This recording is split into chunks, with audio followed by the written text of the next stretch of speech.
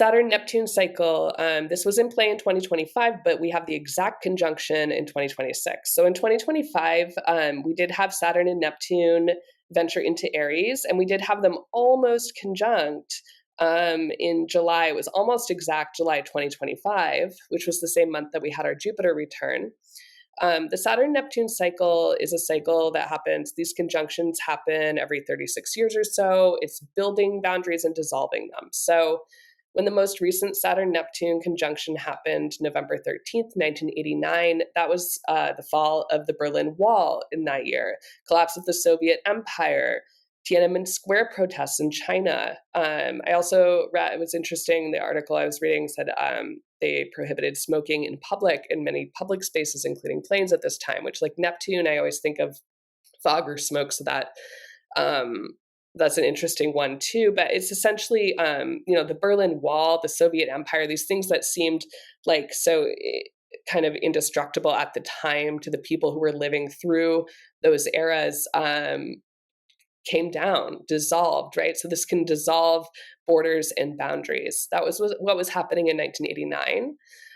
In 2025, when we had our near conjunction, and this is also on, for the USA's chart, this is on our Imam Coli, our, like, the lowest point in the chart, the point of mid-earth, or the beginning of what many would say the fourth house or home, right? Our IC is at 1 degree of Aries.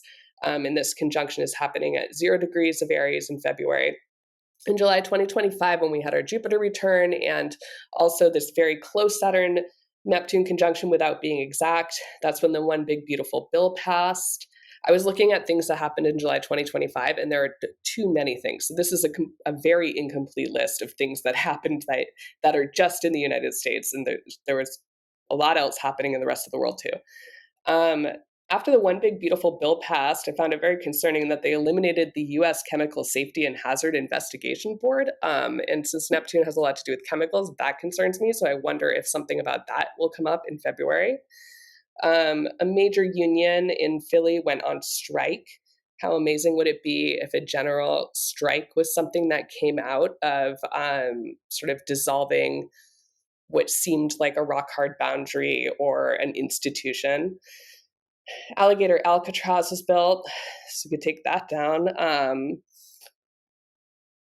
States were suing the Department of Education to unfreeze education funds. The Epstein vote was blocked, although we know that didn't last. There was an executive order making something about homelessness illegal. I apologize for my lack of detail on that note, because this conjunction is so close to the USAIC, I would expect something about homelessness or unhoused people. I know it's unhoused people now. Unhoused people coming up, and homes in general, the housing crisis in the United States, which is at such a peak. So yeah, the Saturn-Neptune cycle of dissolving boundaries, if you think of Saturn as being kind of like earthy and rock and solid matter, Saturn having a lot to do with matter and making things material and making them matter, like making your life matter, right? But through the actions that you take.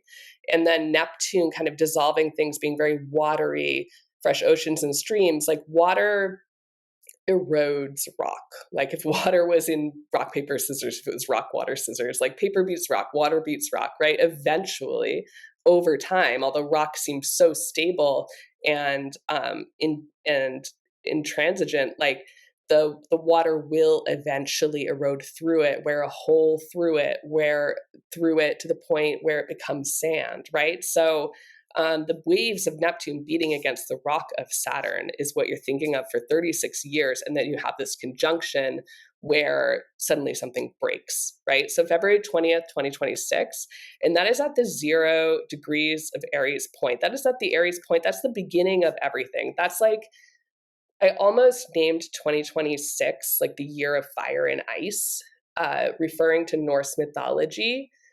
That's the kind of like new beginning, ending of something old that we're talking about here, like the beginning, the first. The world was fire and ice, and then, right? And then there was.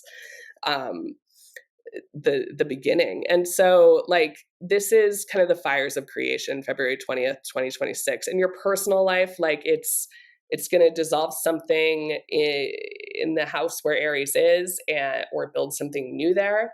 It's going to be like more than just a fresh start, like a really big event.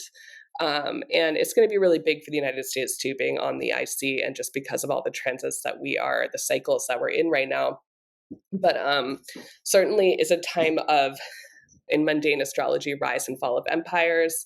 Saturn-Neptune conjunction has a lot to do with Soviet Union and modern Russia. So you could see fall of empire there as well. It has a lot to do with kind of socialist and communist sort of history as well. So you see falls and rises there. So not to be too vague about it, but in a mundane astrology, something big is happening February 20th. We saw it get kind of close in the United States in July 2025. And I think Alligator Alcatraz, I think the Big Beautiful Bill, and I think eliminating a lot of like the safety investigations and like a lot of the kind of committees who review stuff and regulate things will definitely come back around. There was also that big strike. I don't want to forget that, because I think that is really significant here as well. In Aries. And this is a fiery year. So I do expect people to be protesting. I do expect to see a lot of strike, a lot of pushback, as we have already seen in the United States, but especially in 2026. And it could be a time when we actually do start to see the tipping point, like the wave crashing against the rock, actually break through. So I want to give people hope that are hoping for liberation. That Aries is also can be a very liberating sign.